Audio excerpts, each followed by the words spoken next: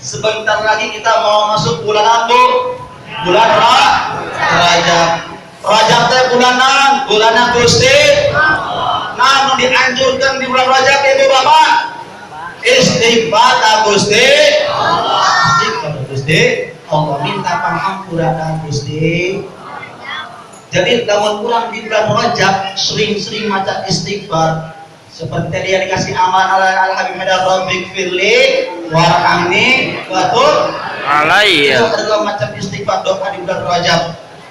Kalau nggak hafal bagaimana baca istighfar aja, astagfirullahaladzim, astagfirullahaladzim. Kalau kita membaca istighfar di bulan Rajab itu ibaratnya orang nyocok tanam.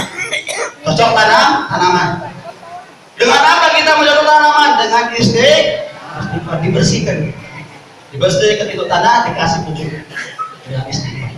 Wa Sya'ban syahri kata Rasulullah, dan bulan Sya'ban adalah bulannya Nabi Muhammad. Nah, mau dianjurkan di bulan Sya'ban ibu-ibu bapak seur maca sholawat ke kanjeng Nabi. Nah, jadi di bulan Rajab kita cocok tanam, kita di bulan Sya'ban kan habis Rajab Sya'ban seperti baca sholawat untuk orang baca di bulan Sya'ban itu apa? Cucuran air dikucur ke tanaman untuk cair sholat. Dilanjutkan oleh hadis Nabi, wa Ramadan syahrul.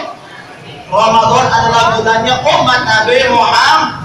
Setelah di bulan Rajab kita cocok tanam, di bulan Sya'ban kita sirami itu tanaman. Di bulan Ramadan baru kita ambil buahnya, baru kita merasakan buahnya. Ya itulah pengampunan dosa dari Allah Subhanahu wa ta'ala. Maka sambut bulan Ramadan dengan istighfar, sambut bulan Ramadan dengan salawat kepada Nabi Muhammad di bulan Sya'ban. Insya Allah siap salawat kepada Nabi Muhammad, siap istighfar kepada Gusti Allah. Semoga dengan istighfar yang telah kita bacakan Allah ampuni dosa-dosa kita. Amin. Amin Allahumma amin. Ada suatu kisah satu sahabat ini pernah melihat aurat perempuan dengan sengaja. Ketika seorang sahabat ini melihat aurat perempuan dengan sengaja, langsung dia dieling ke Gusti Allah, beristighfar kepada Allah, bertobat kepada Allah Subhanahu wa ta'ala, menyesal. Ini sahabat menyesal dirinya telah berbuat maksiat apa? Matanya berzina kepada Allah Subhanahu karena apa? Melihat aurat perempuan. Maka ini sahabat menangis, menyesal kepada Allah Subhanahu wa ta'ala dan berkata di dalam dirinya, ya Allah, ini kedua mata saya sudah tidak pantas lagi melihat Nabi Muhammad. Kedua mata saya ini sudah tidak pantas lagi melihat Nabi Muhammad. Karena apa? Karena mataku ya Allah sudah berzina di hadapanmu ya Allah. Akhirnya apa? Menyesal ini sahabat, pergi ke gunung, mengasingkan diri ke gunung. Suatu hari Nabi Muhammad SAW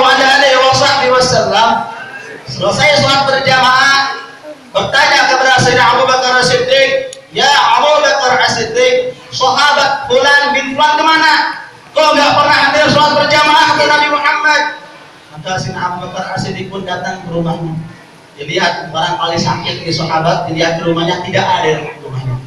Ke ayat di mana?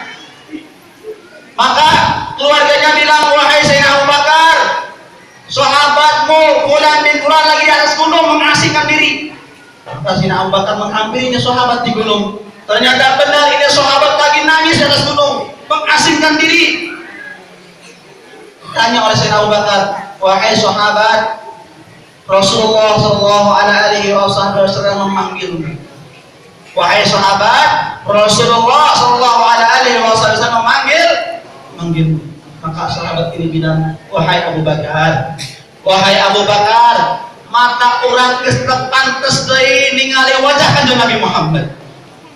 Wahai Sayyidina Abu Bakar, mataku sudah berbuat maksiat di hadapan Allah Subhanahu wa ta'ala. Maka kata Sayyidina Abu Bakar, ya sahabat, ini perintah Nabi Muhammad, ini perintah Rasul. Maka Sayyidina Abu Bakar beserta sahabat ini turun ke gunung. Untuk apa? Menjumpai kanjeng Nabi Muhammad. musola atau ke masjidnya Nabi Muhammad SAW, ini sahabat menangis setiap jalan sampai kakinya lemas, menangis terus. Akhirnya apa? Ketika mau masuk masjid, Rasulullah Shallallahu Alaihi Wasallam sedang sholat berjamaah, sholat isya berjamaah dengan para sahabat. Maka ini Sayyidina Abu Bakar dan sahabat ini masuk ke saf yang kosong. Ketika sahabat ini mendengar lantunan suara Nabi Muhammad Shallallahu Alaihi Wasallam membaca Al-Quran, sahabat ini pingsan gak kuat. Akhirnya Sayyidina Abu Bakar tarik lagi, diangkat lagi untuk bangun untuk sholat berjamaah. Selesai sholat berjamaah, ketika semua para sahabat berdiri, ketika semua para sahabat berpindah dari tempatnya, ini sahabat tunduk dan menangis. Akhirnya Nabi Muhammad Shallallahu Alaihi Wasallam memanggilnya, wahai sahabatku, kesini, mari. Wahai sahabatku, kemarilah. Maka sahabat ini yang menangis datang kepada Nabi Muhammad, menghampiri Nabi Muhammad dan menempelkan kedua lututnya di lutut Nabi Muhammad Sallallahu Alaihi Wasallam. Tetapi sahabat ini dekat Nabi tapi nunduk terus, gak mau lihat wajah Nabi Muhammad. Ditanya oleh Nabi, wahai sahabatku, lihatlah, pandanglah wajahku kata Nabi Muhammad. Maka sahabat ini berkata kepada Nabi Muhammad dalam keadaan tunduk, ya Rasulullah, mataku sudah tidak panas lagi melihat wajahmu ya Rasulullah. Mataku telah bermaksiat ke hadapan Allah. Maka kata Rasulullah, bertobat kamu kepada Allah. Bertobatkah kamu kepada Allah? Maka ini sahabat bilang, ya Rasulullah, aku sudah bertobat kepada Allah, namun aku yakin Allah gak akan ampuni dosa. Kata Nabi Muhammad, ya wahai sahabatku, ampunan Allah melebihi dosa-dosa, melebihi besarnya dosa. Ampunlah kepada Allah Subhanahu.